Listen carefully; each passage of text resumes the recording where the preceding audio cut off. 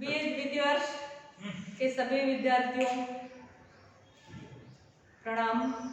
आज हम पढ़ने जा रहे हैं कथेतर गद्य। कथेतर गद्य बीए द्वितीय वर्ष के द्वितीय भाषा यानी कि एसएल वाले और ऑप्शनल वाले दोनों के भी लिए कंपलसरी रखा गया है। सेकंड द्वितीय वर्ष के ऐच्छिक पेपर का नाम ही है निबंध तथा कथेतर गद्य, जिसमें हमने अभी तक निबंध देखे हैं और आज हमें देखना है कथेतर गद्य।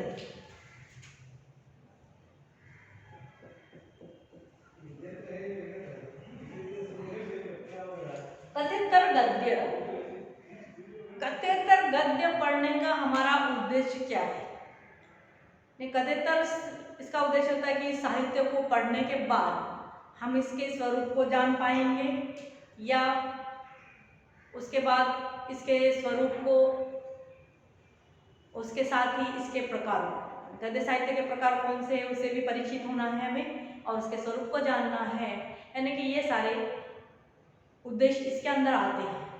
वैसे देखा जाए तो कथेतर गद्य किसे कहा जाता है या साहित्य क्या है, इसका अगर हम स्वरूप देखें तो जो भी संवेदनशील व्यक्ति की मानसिक अथवा वैचारिक प्रतिक्रिया जब शब्द रूप में तथा पूरी कल्पना के साथ अभिव्यक्त होती है तब उसे साहित्य कहा जाता है। कि साहित्य क्या होता है कि किसी भी संवेदनशील व्यक्ति की मानसिक अथवा वैचारिक प्रक्रिया जब शब्द रूप में पूरी कल्पना के साथ या कलात्मकता के साथ अभिव्यक्त होती है तो उसे साहित्य कहते हैं, और जिसमें सहित भाव होता है उसे भी साहित्य कहा जाता है।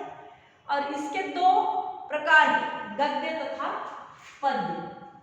यानी गद्य एक है, एक गद्य और दूसरा पद्य। दो प्रकार इसके आते हैं और गद्य के भी दो प्रकार होते हैं। गद्य में भी इसमें भी क्या होता है, गद्य में कथात्मक गद्य तथा कथेतर गद्य के प्रकार में क्या होता है, कथात्मक गद्य और कथेतर गद्य। और इसके भी दो प्रकार होते हैं। इसके भी देखते हैं हम दो प्रकार किस तरह से कि पद्य के भी यहाँ पर जहाँ किसी न किसी प्रकार की कथात्मक गद्य कथेतर, जहाँ किसी न किसी प्रकार की कथा होती है, यानी कि कथात्मक गद्य क्या होता है जिसमें कि ये कथात्मक गद्य जिसमें किसी न किसी प्रकार की कथा होती है उसे कथात्मक साहित्य कहा जाता है, और लेखक उसे कथात्मक साहित्य कहते हैं।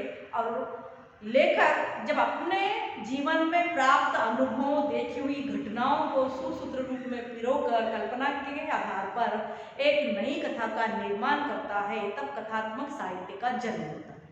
ठीक है, यहाँ क्या गद्य के दो प्रकार होते हैं, कथात्मक गद्य तथा कथेतर गद्य।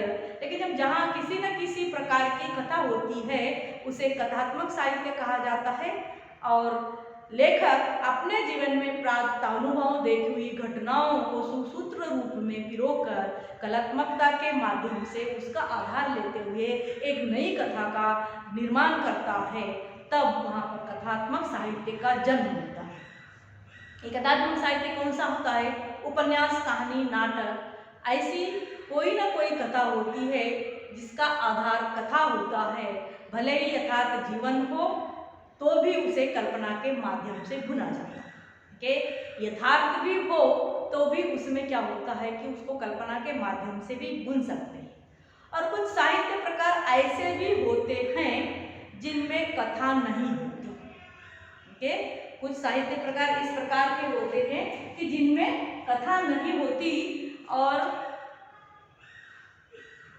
जिसमें उनमें क्या होता है, प्रत्यक्ष जीवन में मिलने वाले व्यक्तियों के अनुभव होते हैं, उनका चरित्र चित्रण होता है, उनके जीवन का विस्तार से विवेचन होता है, उसे जीवनी कहते हैं। यहाँ पर कथेतर गद्य में कुछ बातें आती है जिसमें कुछ साहित्य जो जिस प्रकार का होता है जिसमें कथा नहीं होती, उनमें प्रत्यक्ष जीवन में मिलने वाले अनुभव, मिलने वाले व्यक्तियों के अनुभव, उनका चरित्र चित्रण, उनके जीवन का विस्तार से विवेचन, ये क्या होते हैं, जीवनी में आते हैं। यानी कि जीवनी के अंदर आता है वो। उसके बाद उसे जीवनी कहते हैं। या फिर लेखक स्वयं जब अपने जीवन अनुभवों को स्वयं लिखता है तो उसे आत्मकथा कहते हैं। यानी कि यहाँ पर क्या है, स्वयं के अनुभव को जब वो लिखता है, शब्द रूप में पिरोता है, उसे आत्मकथा कहते हैं। और जब अपने संबंध में अपने आत्मीय जनों को पत्र द्वारा कुछ सूचित करता है, सूचना देता है, तो वह पत्र साहित्य कहलाता है। यानी कि ये पत्र साहित्य होता है इस तरह से। और उसके बाद हम देखते हैं कि जब रोज शाम को अकेले में बैठकर डायरी में अपने दैनंदिन जीवन के अनुभवों को लिखते जाता है तो उस लेखन को क्या कहते हैं, डायरी कहते हैं। और इस गद्य लेखन में क्या होता है, कल्पना का अभाव होता है। यहाँ पर कल्पना नहीं होती, यानी कि ये क्या होता है, यानी कि जो जिसमें क्या होता है, जो प्रत्यक्ष जीवन मिलने वाले व्यक्ति, उसका चरित्र, उसके साथ मिलने वाले अनुभव, उसके जीवन का विस्तार से विवेचन, ये जीवनी में आता है। स्वयं के अनुभव जब शब्द रूप में वो लिखता है, स्वानुभव जीवन के अनुभवों को स्वयं लिखता है तो आत्मकथा होती है। और अपने आत्मीय संबंधों को, आत्मीय जनों को, अपने संबंध में आने वाले लोगों को जब पत्र के द्वारा वो सूचित करता है तो उसे पत्र साहित्य कहा जाता है। और रोज शाम को अकेले में बैठकर जो डायरी में अपने दैनंदिन जीवन के जब अनुभव वो लिखता है तो उसको क्या कहते हैं, यहाँ पर डायरी कहते हैं। और इस गद्य लेखन में क्या होता है, पूर्णतः कल्पना का अभाव होता है, सिर्फ प्रत्यक्ष जीवन का चित्रण इसमें होता है। और इसीलिए इन सबको क्या कहते हैं, कथेतर साहित्य कहा जाता है। ये पूरा क्या होता है, कथेतर साहित्य होता है। यानी कि इन सब बातों को हमको जानना है। यानी कि जीवनी क्या होती है, आत्मकथा क्या होती है, पत्र साहित्य क्या होता है, डायरी क्या होती है। और अगर जाकर हम आगे देखेंगे तो इसके अंदर क्या होता है, रेखा चित्र भी है, संस्मरण भी है। यानी कि इस प्रकार क्या यहाँ पर हम देखते हैं। यानी कि इस प्रकार की सब बातें जो आती है जिनमें कल्पना का, यहाँ पर कल्पना के माध्यम से लिखा जाता है और इसमें कल्पना नहीं होती, इतना ही यहाँ पर अंतर इसमें होता है। और फिर हम अगर आगे देखेंगे तो जीवनी और साहित्य का, जीवन और साहित्य का आपस में बड़ा गहरा संबंध होता है। जीवन और हमारा साहित्य, इन दोनों का बड़ा गहरा संबंध है। साहित्य के अभाव में जीवन नीरस होता है और जीवन के अभाव में साहित्य नीरस होता है। और इस कारण दोनों का अभिन्न संबंध होता है। यानी कि अगर जीवन है साहित्य नहीं है तो वो भी नीरस है, और साहित्य है जीवन नहीं है तो वो भी नीरस है। यानी कि इन दोनों का अपना अभिन्न संबंध होता है और प्रत्येक व्यक्ति का अपना अपना अस्तित्व होता है। कथेतर गद्य साहित्य में लेखक किसी व्यक्ति को, घटना को, चित्र को एवं यात्रा वर्णन के साथ व्यक्तिगत जीवन को लेखन के लिए स्वतंत्र विषय के रूप में अपना सकता है। क्या होता है कि कथेतर गद्य साहित्य में लेखक क्या करता है कि किसी व्यक्ति को, घटना को, चित्र को एवं यात्रा वर्णन के साथ व्यक्तिगत जीवन को लेखन के लिए उसका एक विषय स्वतंत्र रूप में अपना सकता है और वह इनमें से किसी भी विषय को अपनाए। बल इसी पर होगा कि वह उस व्यक्ति से, घटना से क्या हो, अनुभव से प्रत्यक्ष जुड़ा। यानी कि उसकी शर्त क्या है कि इन सब में से वो गद्य गद्य साहित्य का जो लेखक होता है उस लेखक को व्यक्ति, चाहे व्यक्ति हो या घटना हो, चित्र हो, यात्रा वर्णन हो या फिर उसके साथ आने वाले व्यक्तिगत अनुभव हो, उसके लिए जो क्या उसको विषय स्वतंत्र विषय है उसके लिए। लेकिन उसके लिए एक ही शर्त है यहाँ पर कि उसके लिए एक ही बात होनी चाहिए कि वो इसको भी अपना सकता है कि फिर सिर्फ बस उस पर इतना ही होगा कि उस व्यक्ति से, उस घटना से, उस अनुभव से वो क्या हो, प्रत्यक्ष जुड़ा हुआ हो, तभी जाकर इन सब विषय में उन चीज़ों को डाल सकता है, उन चीज़ों को लिखा सकता है। वो कल्पना शक्ति का उपयोग भी कर सकता है या करते हुए यथार्थ का, वास्तविकता का चित्रण भी उसको करना पड़ता है, यानी कि वो चित्रण कर सकता है। परंतु उसे यहाँ पर इसकी इजाज़त नहीं है कि वह अपनी कल्पना से नई घटनाओं अथवा काल्पनिक व्यक्तियों को उसमें लाकर रखे। इस तरह से हम देखते हैं नाटक हो, उपन्यास हो, कहानी हो, इसमें कल्पना के माध्यम से दूसरी कथाएं आती है, दूसरी कथाएं जुड़ती है, दूसरा कोई पात्र आकर उसमें जुड़ जाता है। लेकिन कथेतर गद्य का एक ही यहाँ पर ये नियम होता है कि उसमें इस बात की इजाजत नहीं है कि वो कल्पना के माध्यम से नई घटना को या नई काल्पनिक व्यक्तियों को वहाँ पर खड़ा कर सके। अपने अथवा अपने से संबंधित व्यक्ति के मन के वह बहुत भीतर जा सकता है, यानी कि सिर्फ वहाँ पर वो क्या कर सकता है कि वो अपने से और अपने से संबंधित व्यक्ति जो है उसके अनुभवों से वहाँ पर क्या उसके मन के अंदर वो घुस सकता है, वहाँ तक जा सकता है। वह व्यक्ति उसके संपर्क में जितना आया था उतना ही उसको उसमें रखना पड़ता है, चाहे जीवनी हो या फिर तुम्हारा पत्र साहित्य हो या रेखा चित्र हो या संस्मरण हो। इसके लिए यहाँ पर क्या है, यानी कि कथेतर गद्य के लिए यही है कि उसके साथ में उसका संबंध जितना हो उसके मन के भीतर तो घुस सकता है, लेकिन उसके संपर्क में वो जितना आया था उतना ही उसको उसके अंदर देना पड़ता है या उतना ही उसमें रखना पड़ता है। यहाँ पर और भी यह बात है आगे कि उपन्यास, कहानी तथा नाटक, ये जो है कथात्मक जो विधा है, इन कथात्मक विधाओं में लेखक को अत्यधिक स्वतंत्रता होती है। आप यहाँ पर क्या देखिए, कथेतर गद्य में उतनी स्वतंत्रता नहीं है, वो स्वतंत्र विषय चुन सकता है, लेकिन उस घटना से, उस व्यक्ति से उसका नज़दीक का खुद का अनुभव होना चाहिए, तभी उसको उसमें रख सकता है। उसमें कल्पना का यहाँ पर कोई उसको काल्पनिकता की उसे कोई इजाज़त नहीं दी जाती।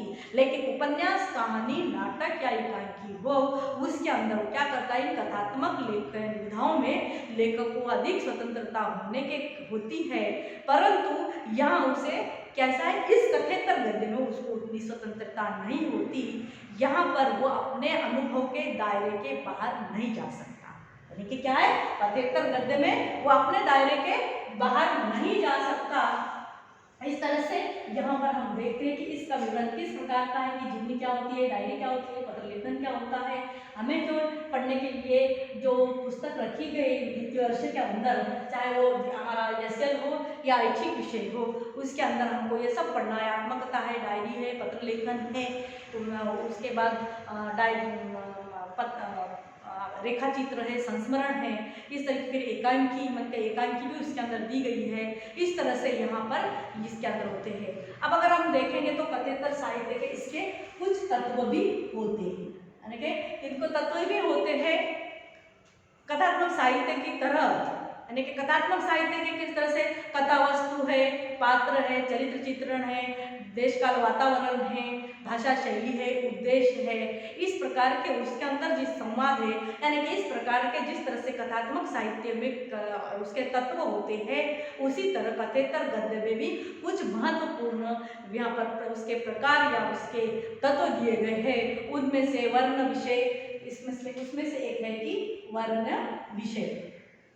वर्ण विषय अब क्या होता है, ये वर्ण विषय में क्या होता है कि कथेतर गद्य साहित्य के वर्ण विषय में क्या है, कथेतर गद्य साहित्य के मुख्य प्रकार। कथेतर गद्य साहित्य के मुख्य प्रकार क्या है कि पहले कहा मैं कि यहाँ पर आत्मकथा, जीवनी, रेखा चित्र, संस्मरण, डायरी और पत्र साहित्य या यात्रा वर्णन।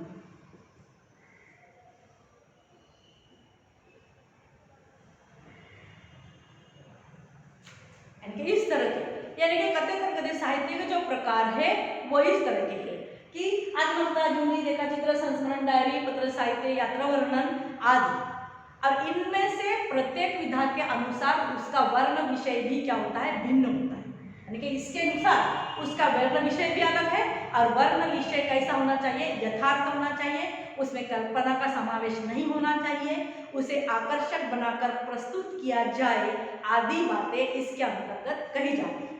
क्या प्रत्येक विधा विधा के अंतर्गत इसका विस्तार से विवेचन भी यहाँ पर किया गया है। यानी कि क्या होता है कि ये जो कथेतर गद्य के जो मुख्य प्रकार है, इस प्रकार के आत्मकथा है, जीवनी है, रेखाचित्र है, संस्मरण है, डायरी है, पत्र साहित्य है, यात्रा वर्णन है। तो इसके अंदर क्या होता है कि प्रत्येक विधा के अनुसार उसका वर्ण विषय अलग भिन्न होता है और ये वर्ण विषय कैसा होना चाहिए, उसमें यथार्थता हो, उसमें कल्पना का समावेश न हो, उसे आकर्षक बनाकर प्रस्तुत किया जाए, ये सारी बातें इसके अंतर्गत आती है। और प्रत्येक विधा का अपना क्या, प्रत्येक विधा के अंतर्गत इसका विस्तार से विवेचन भी